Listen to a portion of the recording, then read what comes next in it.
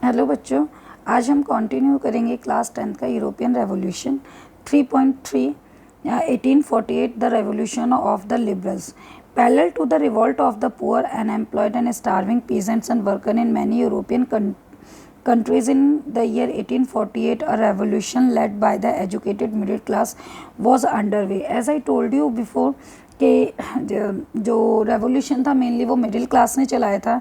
जो रिवॉल्ट्स हो रहे थे, जहाँ पर अनएम्प्लॉयमेंट था, किसान भूख से मर रहे थे, गरीब लोग हो रहे थे, वहीं पर साथ साथ में एक हमारा एजुकेटेड मिडिल क्लास थी, वो एक रेवोल्यूशन चला रही थी, रेवोल्यूशन लाने की कोशिश कर रही थी।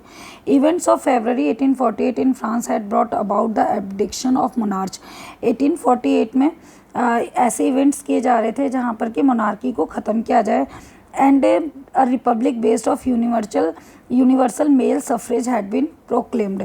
और यूनिवर्सल मेल सफरेज, ध्यान रखना बच्चा इस वर्ड को, मेल सफरेज होना चाहिए, मतलब right to vote should be go to with males only. In other parts of Europe where independent nation state did not yet exist, जो दूसरे पार्ट्स थे यूरोप के जहाँ पर अभी तक इंडिपेंडेंट नेशंस अभी तक नहीं थे, such as Germany, Italy, Poland, Austro Hungarian empire, man and women of liberal middle class combined their demands. Man और वुमेन क्या कर रहे थे, कंबाइन कर रहे थे, दोनों इकट्ठे अपनी डिमांड्स मांग रहे थे। क्या डिमांड्स थी? For constitutionalism with national unification, कि पूरा राष्ट्र भी इकट्ठा होना चाहिए और उनको कॉन्स्टिट्यूशन भी उनका बनना चाहिए।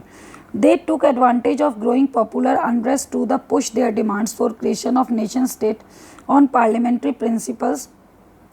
They took advantage of growing popular unrest to push their demands for the creation of nation state on parliamentary principles. Means उन्होंने इस चीज़ को, जैसे कि आसपास की घटनाएं घटित हो रही थी, उन सब का फ़ायदा उठाते हुए इस चीज़ को उन्होंने आगे के लिए लेके गए। और कॉन्स्टिट्यूशन, एक संविधान, freedom of the press, press पे सेंसरशिप नहीं होना चाहिए, एंड फ्रीडम ऑफ एसोसिएशन, ये चीज़ उन्होंने डिमांड किया।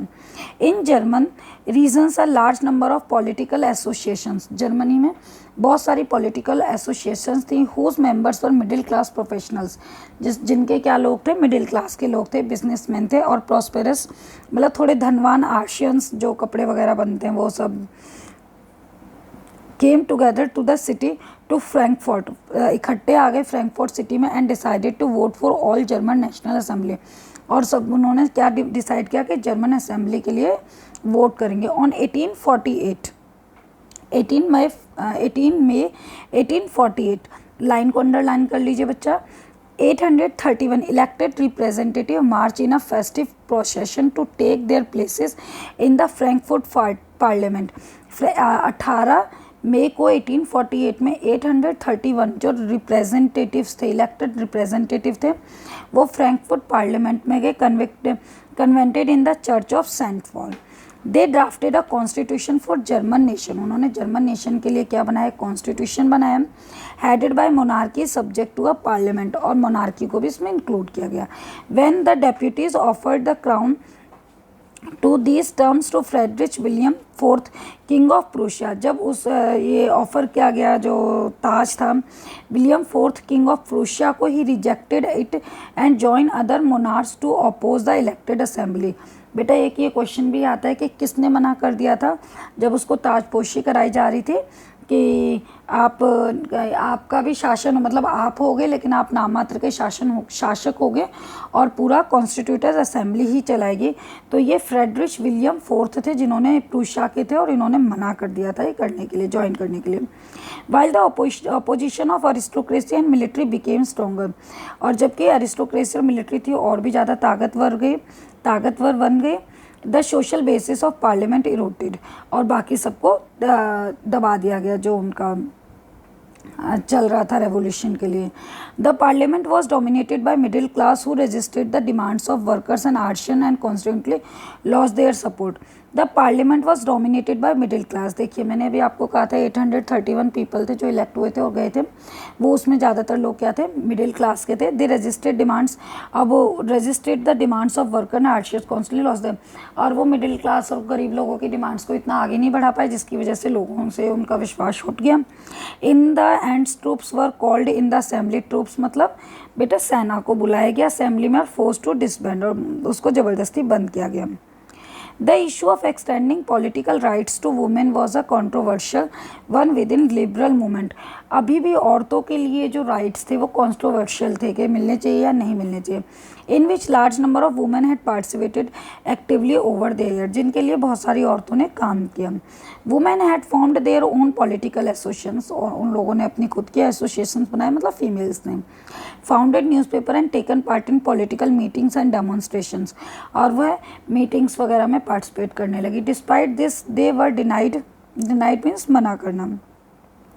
सफ्रेज right during the selection of assembly, इसके बावजूद भी उनको क्या मिला, राइट टू वोट नहीं मिला। When Frankfurt parliament was convented in church of Saint Paul, women were admitted only observer to stand visitors gallery. जब यहाँ पर ये पार्लियामेंट बना था फ्रैंकफर्ट में, औरतें सिर्फ एक दर्शक की तरह, मूक दर्शक की तरह, मतलब वो कुछ ना कह सकती थी ना सुन सकती थी, बस उनको इतना अधिकार मिला कि आप देख सकते हो क्या हो रहा है अंदर। दो conservative forces were able to support liberal movements in 1848, conservative जो थे उन वो सप्रेस करने में लिबरल मूवमेंट को कामयाब रहे। They could not restore the old order, लेकिन वो पुराना ऑर्डर फिर भी नहीं ला पाए। Monarchs were beginning to realise that the cycles of revolution and repression could only be ended by granting concessions to liberal nationalist revolutionaries. Monarch मतलब राजा को ये बात समझ में आ गई थी कि वह अगर अपनी 100% पावर रखेगा तो ये जो विद्रोह हो रहे हैं, जो रेवोल्यूशन के लिए हो रहा है, जो यहाँ पर जगह जगह विद्रोह किए जा रहे हैं, वो ख़त्म नहीं किए जाएंगे। अब कहीं ना कहीं उसे कॉम्पनसेट करना पड़ेगा, उसको कहीं ना कहीं कंसेशन करना पड़ेगा, अपनी पावर्स को कम करना पड़ेगा उसको, और दूसरे लोगों को जो कॉन्स्टिट्यूटेड असेंबली है उसको थोड़ी पावर देनी ही पड़ेगी।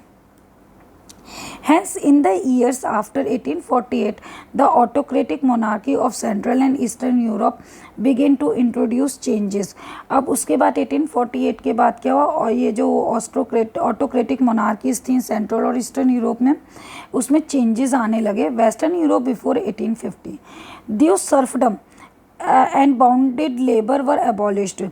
अब क्या था, जो स्लेवरी थी वो, बाउंडेड लेबर थी वो, दोनों ख़त्म हो गई थी।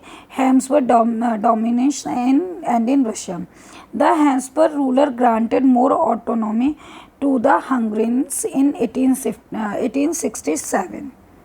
अब इसके बाद बच्चा जो मेन चैप्टर है, जो हम नेशनलिज्म करते आ रहे हैं, the making of Germany and Italy, the making of Britain, तो ये हम बहुत इंटरेस्टिंग है, ये हम कल कंप्लीट करेंगे। ओके, आई होप दैट आपको वीडियो समझ आया होगा, अच्छा लगा होगा, आपको चैप्टर समझ आ रहा होगा। बार बार वीडियोस को देखिए, क्वेश्चंस बनाइए, और अगर आपको वीडियो अच्छा लगा तो प्लीज़ लाइक और सब्सक्राइब कीजिए। Thank you.